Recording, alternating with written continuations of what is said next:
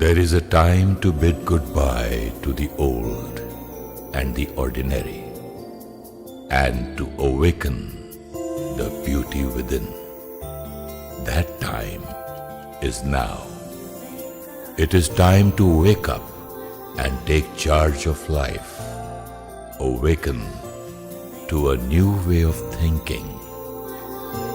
Awakening with Brahma Kumaris.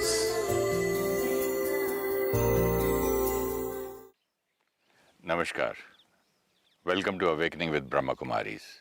You're watching Healer Within. Sister Shivani is with us. Welcome, sister. Om Shanti. Om Shanti. In the last episode, we were talking about the different meanings of words. It goes on changing, and in Hindi I know the word abvranch, a word changes, But I don't know the right word in English, but Anything that will pass from one to the next, even if within one day, if you give a message to somebody in the morning and then ask them to pass it on, and if it passes through 4 people, there will be a little shift in the message, because as one passes it to the next, see why there will be a difference, because when one passes it to the next, they will pass it through their filter of sanskars and their experiences. So in Hindi the word is bhav and bhavna. oh, Bhav and bhavna. The bhavna, the feeling. Let's say for example, you say to me, the work here is not getting done properly. Please go and tell all these people to work properly. Okay. One way of me going and saying it to them is, Sureshji is saying the work here is not getting done properly. Please take care and do all your work properly. Another way of me going and saying it, do you know how angry he is with all of you? He says nothing is happening here. The work here is just not getting done properly. Can you all work properly, please? The message is the same. But when it passes from one to the next, I will add my bhav and bhavna, which means my perception, my experience and my sanskars to it. Now from me, if it passes to, let's say I say it to one person, and then he goes and says it to the rest of the team, by that time he'll add one more sentence to it. And like this, even in one day, there will be a little shift. And if that same thing reaches to you in the evening, and somebody comes and says, you were really very, very angry with the whole team today? You say, really? When was I angry? He said, no, we heard the whole day you've been shouting that nobody is working properly. And you'll say, but I just said people need to work a little sincerely, take care. But by the time it will reach. So this is a very normal thing to happen. yeah, but same things happened with probably, with rituals and Everything. religion, and people have their own capacity of understanding and imagining things, and people love to add their own. When anything is started, anything, even like a ritual, a prayer, it is started in its most purest, with the deepest meaning and very powerful essence behind it. It will start like that according to the time in society at that time. Correct? When it is, that is a very big factor, that it is designed or created for the society at that time, according to the way of thinking at that time. Now, let's say something was started 1,000 years back. And by the time it's reaching to us today, one, we don't know the meaning of it. 1,000 years back when it was started, everybody knew the meaning of it. Every prayer that we were saying, every mantra that we were repeating, every ritual, every shloka, they knew the meaning of it. The people who were writing it, the people who were reciting it, and the people who were listening to it. They knew the meaning of it. They knew why it was designed and how it was working. If it's going to be passed down for thousands of years, and then by the time it passes down, there's an interpretation. Somebody says, this line is this, but it means this. So the interpretation will change. What will change at the same time is society, consciousness. The more we moved towards body consciousness, see, earlier when we are soul conscious, we will look at every ritual as a reminder or as a method to do some purification inside. Everything when it was started for that purpose. But when it passed down for 1,000 years or 2,000 years, by the end of 2,000 years, we are very, very body conscious. We don't even remember I'm a soul. So how would I remember that that ritual or that prayer is meant for here? I thought that prayer was meant for here. I thought the ritual was meant for here because I'm a body. So my hand is supposed to perform the ritual. The mouth is supposed to say the prayer. I lost the essence of it, that I'm supposed to implement the prayer. I'm supposed to work with the prayer inside because we were doing everything outside. We have to do the ritual. Actually, we have to be the ritual. I have to become that. We started doing it. And what also started increasing with body consciousness was fear.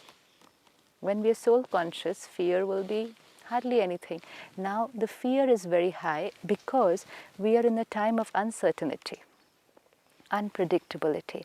So when fear becomes a very dominant factor, then every ritual or every prayer is done with the intention of fear in the background. So then the perspective will change. Then it will only be, oh, so that everything is okay. And what is forgotten is so that I become okay. And if I forget the rituals or the mantras or the words to be spoken and whatever you call it, then I hire somebody for it. And then that person, again, it depends on what is his intention. Is he doing for money? Is he doing to create fear in you? Is it trying to fleece money from you? Nobody knows. Very, very true, very true. And that's what we have seen over a period of time, why we don't know the meaning. See, we should have known the meaning, but why we don't know the meaning of all the things that are being read out or said or done? Because certain people stopped sharing the meaning. They stopped telling. It's like keeping your knowledge to yourself, because I will consider you powerful for your knowledge. And so I respect you for your knowledge. I look up to you for your knowledge. I have to keep coming back to you for your knowledge. But if you give me everything and you explain everything to me, you will lose your importance in society at that time. And probably, like you said, if it's for monetary reasons, then it's your livelihood. You're not going to tell me everything. So knowledge was kept with some people. And only it was, the performing was happening, the ritual was happening with the complete meaning. Father giving only to his child. And further only within one family. Absolutely. Nobody else should know, so that it should not become easily available, so that they should have the power. Absolutely. So Power actually, is very important power here. is very important. Because that is why, the other day one of my family members, we wanted to have a baby shower at home, and she asked, what is a good date? I said, just see that people don't spoil their work, and it's not office hours, and maybe it should be a holiday. But see the convenience of everybody and family members and invite. So we found it's at 20th. And now she rings up somebody. And that's who told you that this date? This is so wrong. This is, moon is here, the star is there, the sun is here. You can't do. I said, please don't believe him. Finally, what happened? We are still doing on the same day. But that you're able to do it on the same day if you have been able to overcome your fear, because you have understood that finally I am the creator. Nothing else will change the destiny of the mother or of the child. So by the more we depend on everything outside and we create fear, the more we will get into all these things. Yeah, I also said, will you please ask him what is the remedy for it and how much will it cost? Very true. Yeah. And definitely he'll come up with some remedy. Right. And which is very strange, because if it's not a good day, I can also say strange and not, because maybe he is right from his point of view. Maybe he is right from the kind of knowledge he has been having from his parents, then his teachers, his gurus, whatever. yeah, but when religion or spirituality or something gets a monetary factor attached to it, you see, anything, even a social work, if it is done selflessly with the pure, like we saw earlier, the intention behind the karma. When the intention behind the karma will, like you said, have an income factor attached to it, then I will start, You know, whether it's me who's doing it or I was taught to do it that way because See, it was income. Sister, then it becomes bigger, more rituals for the rich, less rituals for the poor, more time for the rich, less time for the poor. This whole system, the whole prayer will take 5 hours for you, and 1 hour for a person who gives less money. Absolutely. So many things are attached to it. Only money, money, money. But when it started, it was very pure. Like when I was born, I was pure. Very true. And even now, some people will be doing it with tremendous amount of purity. They do. They They will. do. Even today, you know, it's like any other business. Like any other business, any other profession. Even if we say, oh, a lot of people are corrupt or there is corruption everywhere, and yet you're going to find a good number of people who are carrying out that same profession, which majority will say cannot be done honestly, but will be doing it very, very ethically. So same here. So we have to be very careful who we are interacting with. When religion or spiritual knowledge is passed down to us from one generation to the other, the purpose should have been hand over everything completely. Empower the other person rather than keeping the power with you and making the other person dependent on you. And wait.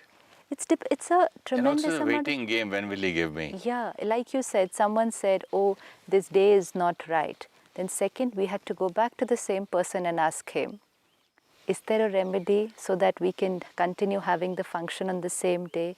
Then the person will say, okay, let me see, this is it. Then I say, okay, I'm ready to do anything. Please tell me. Now this has shifted my power from me completely to the other person. Now the other person may say, this day is okay by doing 1, 2, 3 things, or the person will say, no, you'll have to change it to the 21st or the 22nd. And if I'm so dependent, I might land up shifting the whole thing to another date. Now here, I have become a complete slave to that person. Now it will not end with this one function. Then I go back to that person again for other things in my life and other things in my life. And very soon that person is taking very major decisions in my life. Is this business right for me? Should I start it at this particular time of the year? Should I do it with this particular partner? Is it okay? Is this business partner right for me? If the person says yes, it's yes. If the person says no, it's no. Am I using my own? In control. So That's now, what he wants. what about the other person? The other person gets power, Control. control, and money. So when somebody is getting power, control, money, and respect, they will not easily hand over everything to you. And that is why things seemed to have become very complicated. Rituals must have been beautifully simple. They must have been beautiful, simple, easy And to understand. also beautiful meanings. Meaning, yes. That's what. And when they must have been started by somebody, someone must have said, okay, you must worship this, use this word, say particular this, say it these many times. It must have had a scientific logic why it is being said. Suppose the person says, do it at this time of the day. Let's say at 5 in the morning or just at the time of sunrise. That must have had a particular logic. Of course. Everything. So everything was logical, very practical, and explained very nicely and simple. But when I want to keep the power with me, I will make that same thing become very complicated. I will make it sound difficult. Even today I feel for spirituality, if you see, people have made it very difficult. You know why? Because we do not know the meaning. It is... We do not know the meaning that we are going and praying to the sun to get the sun rays, to get the vitamin D, to get so many other things. It's good for the skin, good for so many, for the eyes, etc. And it also gives you a discipline in life to wake up at the right time. Absolutely. So just because of all these things, people maybe not understanding the children. Absolutely. So they said, no, do this, good for you. And then after some time they will say, like you said, do this, it's good for you. After another 200 years If you will be... don't do this, Absolutely. it's bad for you. This is where it's going wrong, which is not true. which is not true. See how it will get adulterated, the meaning.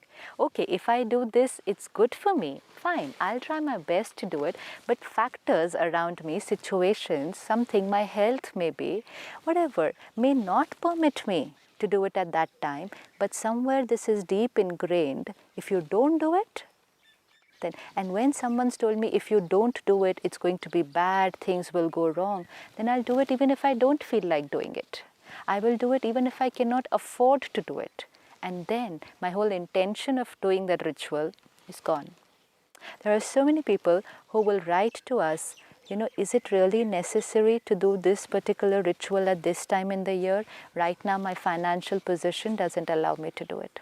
Some will say, I don't believe in it. Do I really have to do it? Will those, sometimes you have to do a ritual for the souls who have departed from your family and you're doing some ritual for them. And someone will write and say, will they really get angry if I don't do it? How much fear is there?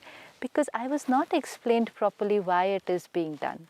Why was it being done? It was only being done because it was a day in the year when everyone gets together, remembers the ancestors of the family. And that too, why do we remember the ancestors of the family? Not because it has to be done. To thank them. To thank them, and most important, to follow them.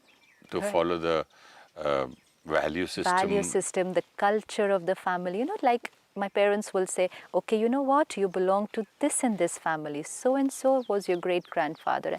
So it's a day for everyone to come together, remember them, offer thanks to them and to God, and to get inspired by what they did. But 1,000 years down the line, what has happened? It is something that has to be done. If you don't do it, they will get angry. And if they get angry, then things will go wrong in your house. And so I do it even if I'm not able to do it on that day. I may not be well. I may not be financially very well to do on that day. I may not feel like doing it. I may have to be in another country on that day for some very important commitment. But I have to do it, is what everybody around me will say. And even I then say to myself, you have to do it. Then I don't want to do it, but I have to do it. Where's the intention gone? Otherwise, their souls will be unhappy. And then their blessings will not be on this family. That's sad. So when we don't have the complete knowledge and the complete meaning of what we are doing, then we will not be doing it here.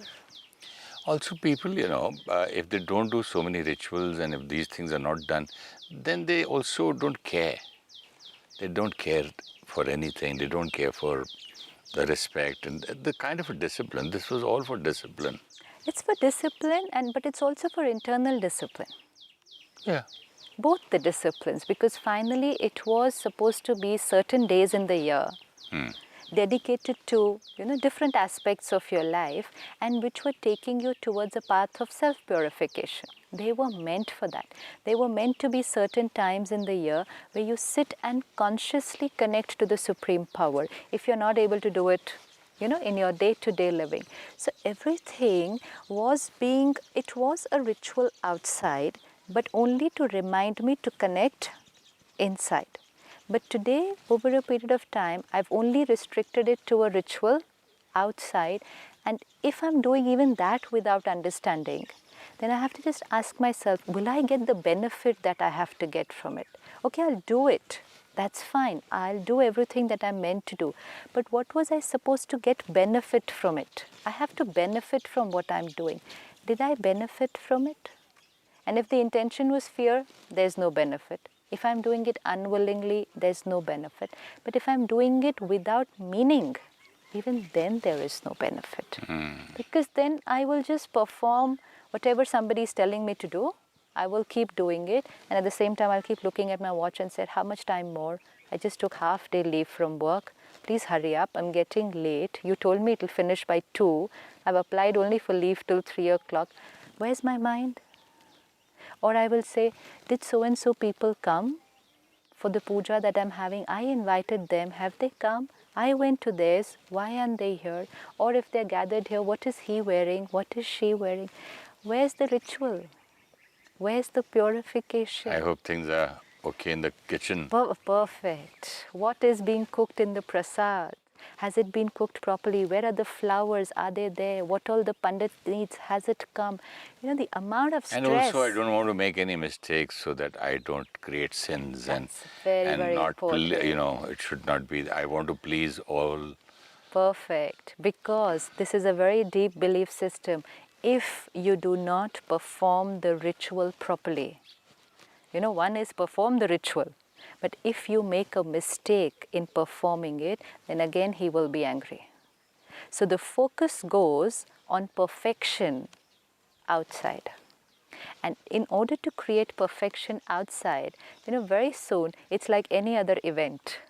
It's like any other event management that we are doing, where we are only taking care of the stage should be okay and the flowers should be okay and the mic should be okay, the chairs should be okay, have the invitations. The computer. Perfect. The music, slides. yes. It's like another event in my house. Where's the purity? Where's the sanctity? Where's the benefit I, the soul, was going to get out Where's of it? the relationship connection? God is not remembered on that day. Even if you were remembering Him on other days, on that day you're so busy. You're so busy and so occupied in doing all this.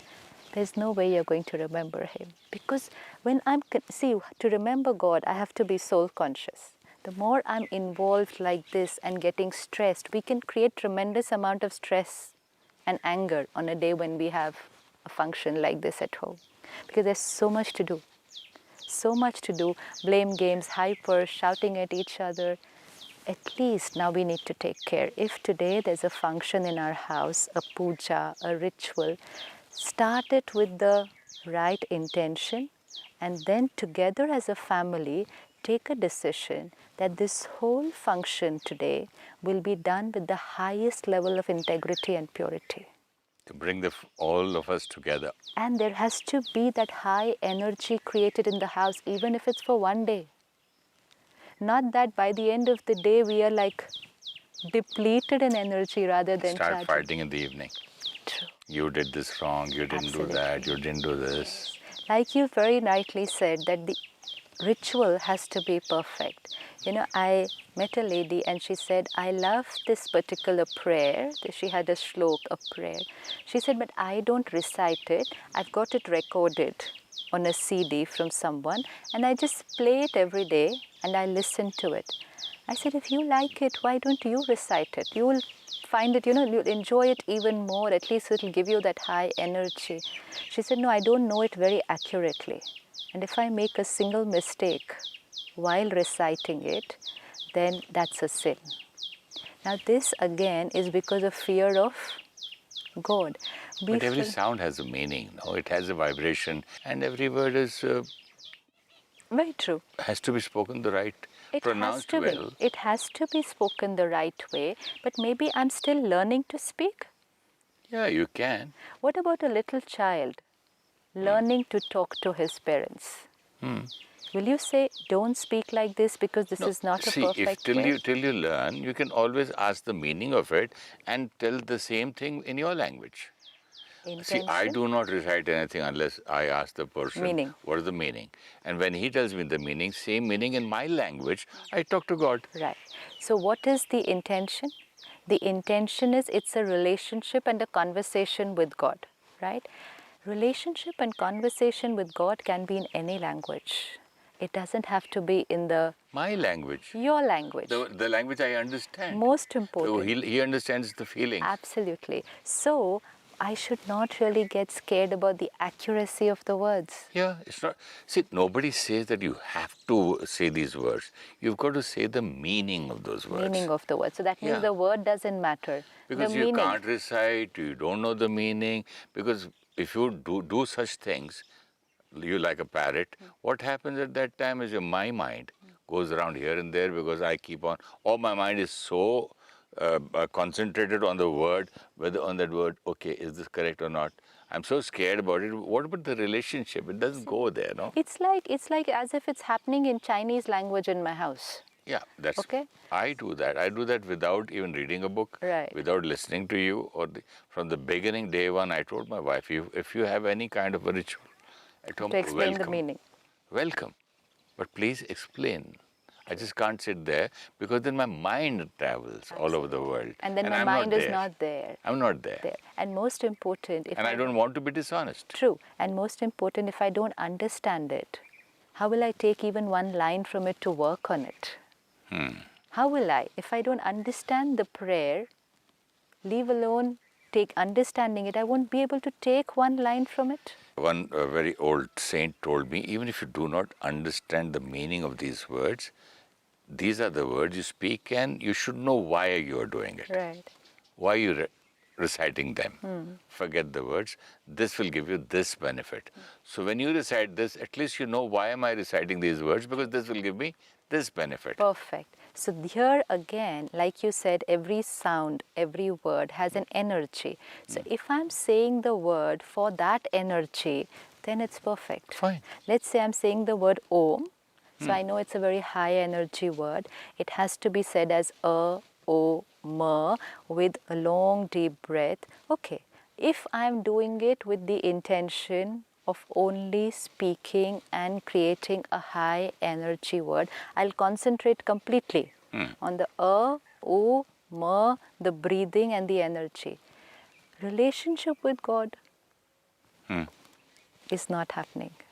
No. I'm not talking to Him. I'm concentrating completely on the syllables and creating the high energy of that word. This is before the relationship, this is preparation. Perfect. So the intention, Before the connection, right, you're preparing yourself. this was being used to silence the mind. Yeah, that's a preparation. Preparation. So here it does not end, here it begins. Yeah. Yeah. But for many of us, we will take that one word. Beginning and end. This is where we said we started right, we knew what we were going to do, and then we stopped somewhere. And we just missed the last part of establishing that pure, beautiful relationship. But that was the main thing. Yeah. And then I can take that high energy word and repeat it 108 times. And repeat it throughout the day, and repeat it day after day, and yet not establish that relationship, and yet not experience that healing of sanskars which had to come from that relationship. And then I get a little confused that I'm doing everything. I'm praying every day. I'm chanting every day. I'm doing everything. And yet why are my sanskars not changing? And why have I yet not experienced God? Because I just stopped somewhere midway, or maybe just in the initial part, and left out the relationship bit. So that's where the healing had to happen. But I wanted to speak about meditation. Meditation and comes... The word. Yeah, the meditation is a very beautiful word. It comes from the Greek word mediri, which means to heal. The word itself means to heal. So meditation means to heal yourself. So the healer within Will heal themselves. I think we'll have to continue this in the Definitely. next episode. Sure. Thank you so much, sister. Om Shanti. Om Shanti. Om Shanti.